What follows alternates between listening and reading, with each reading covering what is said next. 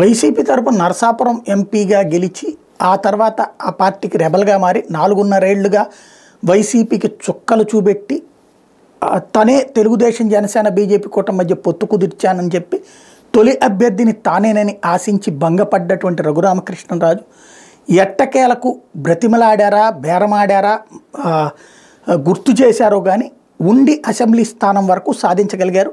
Sitting ఎమ్మెల్యేలను మార్చబోనన్నటువంటి చంద్రబాబు గారు మనసు మార్చుకుని ఒక సిట్టింగ్ ఎమ్మెల్యేని తీసేసి మరి ఆయనకి సీట్ ఇచ్చారు.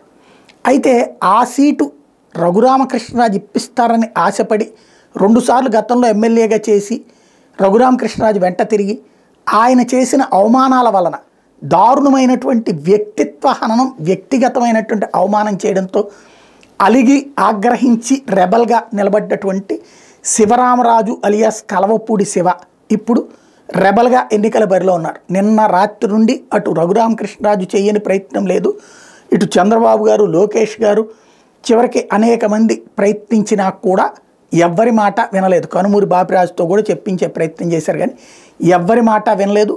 ఆయన సోదరుడి చేత కూడా చెప్పించాలనుకుంటే ఆయన సోదరుడు కూడా తన సోదరుడికే అండగా నిలబడ్డారు. టోటల్గా వచ్చేటప్పటికి బరిలో ఉన్నారు.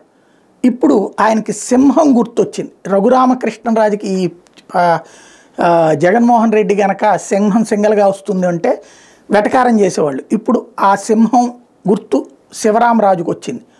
ఆయన అక్కడ ఓట్లు చీలిస్తే తనకి దెబ్బ అన్నటువంటి రఘురామకృష్ణరాజు భయం. ఓ పక్కన అక్కడ లోకల్గా ఆ తెలుగుదేశం కార్యకర్తలకు మాత్రం పండగ చేసుకుంటున్నారు, ఈయన వేలల్లో డబ్బులు ఇస్తున్నారు, వాళ్ళ కష్టాలు తీరుస్తున్నారు అన్నటువంటి మాట అయితే వినబడుతోంది రఘురామకృష్ణరాజు.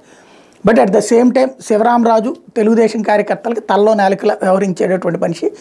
ఆయన పోటీ నుండి వైదొలిగితే గనక వైదొలిగే ప్రసక్తే లేదు అని ముందు హామీ ఇచ్చాకే పార్టీని వదిలి మరి ఆయన వెంట తిరిగారు. ఇప్పటికీ రాత్రిపూట్ల పల్లెల్లోనే బస చేస్తున్నటువంటి శివరామరాజు పోటీ అన్నటువంటిది రఘురామరాజుకి పెద్ద సవాలే. అయితే ఇప్పటికీ ఆయన మర్యాదగా కాకుండా వెటకారంగా అడగడంతోనే ఈ సమస్య వచ్చింది. ఏంటి నీకు ఒక 5-10 వేలు వస్తాయా ఓట్లు అని ఆయన వెటకారంగా అంటంతో ఆ వెటకారం మరింత తగిలి ఇప్పుడు బరిలో పూర్తి స్థాయిలో ఉన్నారు. సింహం గుర్తుతో బరిలో దిగుతున్నారు.